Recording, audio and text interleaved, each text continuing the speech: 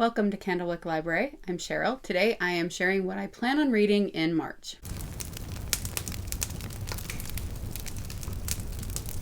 One of my favorite readathons of the entire year is in March, and that is middle grade March. But I also do have some other books that are not middle grade that I'm going to be trying to get to in March as well, or continuing on that I'm already reading. So I'm going to start with what I'm reading right now that is going to be continuing on into March. So first, I've talked about how I'm reading The Rise and Fall of the Dinosaurs by Steve Brusette. I've been reading this at a little bit of a slower pace, but I actually made a decision that I'm going to be reading one section per month of this. And then that way it will take me most of the year and I can still keep that slow pace, but not feel like I'm going too slow. I feel like I'm going to take in the information from it a little bit better doing it that way. And then I'm also still reading Operation Paperclip. This is very information dense and I am only that far into it. So this will take a few more months to get through probably. And then kind of last minute, I decided to join the Lent program that the Hallow app was doing this year. And with it, the theme is the Prodigal Son. Every morning there is something to listen to on the Hallow app, but they are also reading 2 books along with it. And they're not necessarily reading the whole thing or have a reading schedule of read this every single day. But I did get a list where it said what parts of the book they're going to be mentioning at certain parts. So I'm trying to keep up with it that way. They're reading The Return of the Prodigal Son by Henry J.M. Nouwen. I don't know if that's how you say his name or not. This has been so good so far. And it is a man who saw this painting by Rembrandt of the prodigal son, and it really struck a chord in him. And so he's talking about the story of the prodigal son from the Bible, but also in relation to this painting. I'm really enjoying it so far. And then also they are reading The Brothers Karamasov by Dostoyevsky.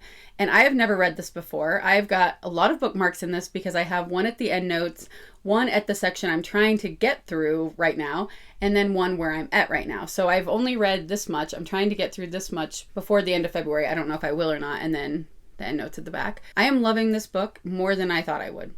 So it has been so fulfilling to read this along with the other book and then listen to the app every morning, what they're talking about, and to be journaling about it. And then along with that, I also joined the book club for Benjamin McAvoy while I'm reading this at least, so that I could have access to his lectures on it. And the first, I've only listened to one so far because it covered books 1 and 2, which I just finished last week. And it was so good. And I'm getting so much out of this book by doing it with the Hallow app and then with Benjamin McAvoy's lecture. So we'll definitely be continuing this. It will probably be read all the way through March and into the beginning of April. So then for some of the challenges that I can't use middle grade books for in March, for my Michael Crichton challenge, and then also trying to read Dinosaur books, I had planned on reading The Lost World and some other ones in February, and I did not get to them. So I may or may not be able to get to The Lost World by Michael Crichton in March. I would love to be able to, but it will be one of my last priorities just because I know that I can get to it in April if I need to, and then do the movie and then do a deep dive with this the way I did with Jurassic Park. So this is a possibility, not a for sure. The 3 non-middle grade that I definitely want to get to in March, 2 of them are for the book club I do with my mom, The Inklings, and one of them is Every Woman a Theologian by Phylicia Masonheimer. I have read this before, but my mom has not. And we're going to be doing this together. We're going to be buddy reading this all year long together. So we have the introduction and chapter 1 for March. So I'll be reading that in March. And then our book club pick for March is my mom's choice. And we're going to be reading Meet Me in Monaco by Hazel, Gaynor, and Heather Webb. And I've talked about them before, books that they write together. I really enjoy their writing together.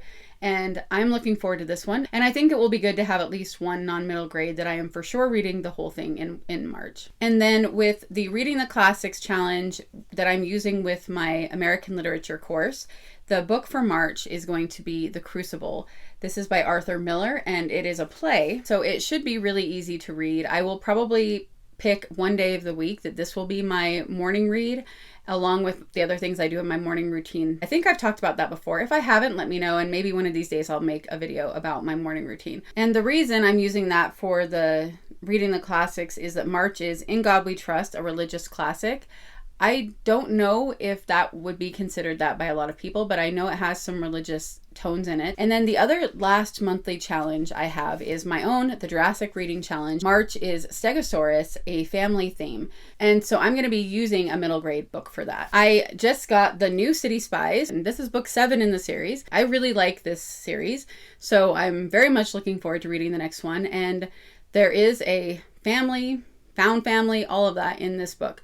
So this would be perfect for Stegosaurus. And now I'm going to talk about what I'm planning on reading for middle grade March, because that is the biggest thing I'm going to be doing this month, because I am just really excited. Like I said, middle grade is just so much fun to read. This year I was really excited that for the group read they picked Max in the House of Spies by Adam Gidwitz, because last year when I was doing my independent bookstore project, this is one of the books I picked up, and I didn't really know anything about it, but it stuck out to me in one of the shops where nothing else was really singing to me, and I hadn't got around to it yet. So I already owned it, and so that made it an easy choice for me of whether I was going to be participating in the group read this year. It says, Max doesn't want to be sent to London. He's never left Berlin. He barely speaks English.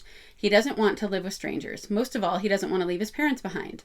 On the Kinder transport boat to England, Max has never felt more alone until he meets 2 unexpected traveling companions, a kobold named Berg and a Dybbuk named Stein. I don't know if I'm saying those things correctly. Germany is becoming more and more dangerous for Jewish families, but Max is still determined to go home. He's hatching a plan to get back to Berlin. It merely involves accomplishing the impossible, convincing the British to make him a spy. So I think that sounds like it will be really interesting. Hopefully it'll be as good as I think it will be. And then for the other prompts, one of them is a book with a name in the title. Another book that I picked up during my independent bookstore project was this Heidi.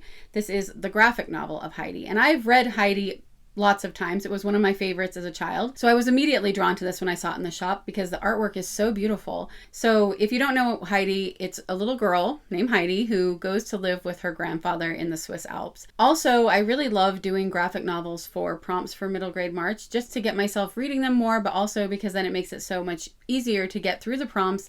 And then I usually have a list of middle grade that I want to read on top of the books for the prompts, which I definitely do this time. So I'll get to those in a minute. The next prompt is books on the cover, and I'm going to be reading The Princess Swap. It says Cinderella and the Beast, Beauty and the Glass Slipper. So this is a middle grade where Belle and Cinderella are trading places. This is by Kim Bussing. And I was actually going to read this in February because I ended up reading 2 Beauty and the Beast retellings in February. I'll get to that more in my February wrap up. And so I was just going to do this one as well. But then when I saw that there were books on the cover right next to Belle, I decided that I would save it for March. And then for the third prompt, it is a historical fiction. I just recently picked up this book, The Dark Skies Mystery, a World War II thriller by Darren R. Hicks. And I have really been enjoying his books lately, so I actually have another book by him I'm wanting to get to in March as well. It's 1942, and the United States is at war. While most of the kids in Henry Hamilton's class dream of being soldiers and shipping off overseas, Henry wants to contribute in a different way. He dreams of being a reporter. As the danger mounts, Henry must navigate dark forests, hidden tunnels, and even enemy spies and saboteurs in order to expose the shocking truth. And like I said, I've really enjoyed his books. I really like his writing, so I think that this will be a really good one. And then number 4 is siblings featured in the story. And I'm going to finally get to book number 2 in the Winterton Deception. This is called Fault Lines.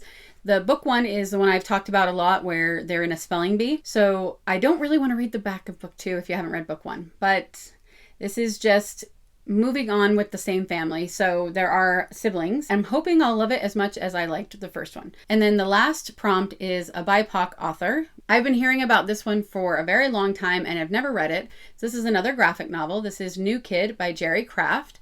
And says 7th grader Jordan Banks loves nothing more than drawing cartoons about his life. But instead of sending him to the art school of his dreams, his parents enroll him in a prestigious private school known for its academics, where Jordan turns out to be one of the few kids of color in his entire grade. As he makes the daily trip from his Washington Heights apartment to the upscale Riverdale Academy Day School, Jordan soon finds himself torn between 2 worlds and not really fitting into either one. Middle school is hard enough without all the unspoken rules and expectations that come with being the new kid. This has won a lot of awards, and I haven't talked to anybody yet who read this that didn't love it. So I'm hoping that I will as well. And then, like I said, I have a huge pile of other middle grade that I have acquired over the last year that I'm hoping to get to this month. And because middle grade does tend to be quicker and shorter, I usually am able to get through a lot more in the month of March than the other months. So I'm really hoping that will be the case. So I'm just going to go through these. It's not the order I'm going to read them in. I will mood read basically after I finish those first prompts. But one of them is The Wrong Way Home by Kate O'Shaughnessy. And this is a mother and a daughter who escape from a cult, I believe. So that one I have been wanting to read for a very long time. And then after October, I read The Pumpkin Princess and The Forever Night, and I loved it. So I've been wanting to get to The Pumpkin Princess and the Buried Castle. This is the second in the series. Again, don't want to go into it too much in case you haven't read the first one, but the first one I really loved. So looking forward to that. Another book too. This is also from Darren Hicks. This is The Tower of the Five Orders. This is the second book in the Shakespeare mysteries. The first one was The Secrets of Shakespeare's Grave. I think that's what it was called.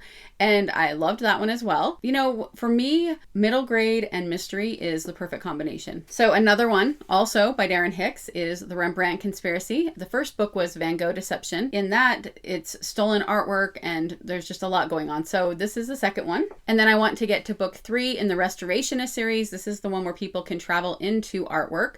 I really enjoyed books 1 and 2. This one is called Beyond the Far Horizon. I would read the back, but I could see right away you get a spoiler for book 2, so I won't read that. I would love to be able to get to the Taylor and Rose books, all 4 of them. This is a sequel series to the Sinclair Mysteries. These are written by Catherine Woodfine.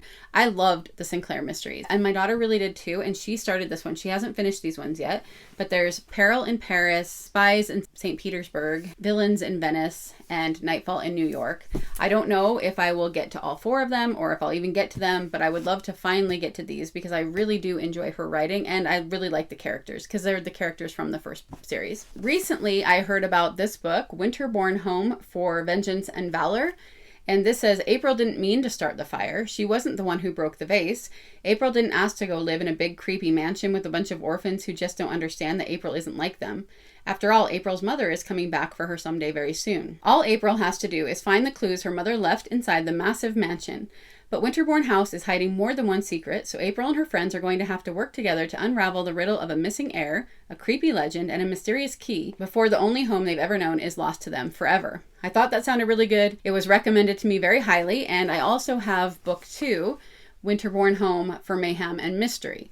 So I really want to get to these 2. Probably all the ones I've said so far are the priority after the prompt books. And the next one, I think, for the priority would be this, The Mysterious Magic of Lighthouse Lane by Aaron Stewart. This is a book I've never heard anyone talk about. And I just got back from doing a little getaway with my youngest daughter, and we went to a bookstore, and I saw this cover, and it stood out to me because of the lighthouse. I looked at it, and I thought it looked like one of the lighthouses on Prince Edward Island, which is one of my favorite places. And so I picked the book up only for that reason and read, People are seriously overrated. At least that's how Lucy sees it. People come with feelings and Lucy feels them all too strongly. Lucy doesn't like that she can feel the anger when her parents fight, or that a lonely octopus at the aquarium filled her with so much sadness that she sobbed in front of her whole 6th grade class. So when her parents suggest that she spend the summer with her grandfather at his isolated cabin on Prince Edward Island, she jumps at the chance to get away from people, feelings, all of it. It goes on from there a little bit more, but you can see the cliffs of Prince Edward Island and then this lighthouse. And so when I realized this takes place on Prince Edward Island, I immediately decided this was what I was going to buy from that bookshop that day. So I really want to get to this as well. And then I have 4 more that aren't as big of a priority as all of those, but I still would love to get to them if I actually manage to get through all of these books. This is a very ambitious middle grade March, but I am hopeful that I'm going to get through a lot of these. This one is The Millicent Quibb School of Etiquette for Young Ladies of Mad Science by Kate McKinnon. You too can learn to find and care for unnatural animals, design and build mad machines, identify and use maniacal minerals. It sounds like this would be very quirky, maybe a little bit like a Roald Dahl book. So I'm interested in seeing what that's about. And another book I've been holding on to for a long time without reading yet is Island of Stars by Carrie Brownell. I'm not sure that I'll be able to get to this. This one's a little bit thicker. It's very heavy. Twins Bert and Betty are thrown together with their new friend Cecily for a much anticipated summer exploring an unknown island. Stumbling into a series of mysteries where history and mythology intertwine, they come to realize that they will need the help of adults in their company to bring their adventure to a climax and lay their questions to rest. And then Olivetti. This is the typewriter that is the main character of the story. I still have not got to this one. And then another one is Listening for Lions by Gloria Whelan. Africa is the only home Rachel Sheridan has ever known, but when influenza strikes down her missionary parents, she is left vulnerable prey to her family's wicked neighbors. That is my huge pile of possibilities, my huge TBR for March. I am going to get through as many of those as I possibly can, and I know I'll for sure be able to get through the 5 prompts, and I think having 2 graphic novels will make it a lot easier to be able to get to some of these other ones as well. I'm really looking forward to it. March is usually one of my best reading months because the books are so fun. I think I have a lot of good options, and so many from authors who have already proven themselves to me as somebody that I really like their writing. Are you taking part in Middle Grade March? If you are, what are you planning on reading? And have you read any of these? Do any of these stand out to you? Of the ones that are not for prompts, are there any that you've read that you would say need to be on my priority list? I would love to hear that from you and what your favorite middle grade book is.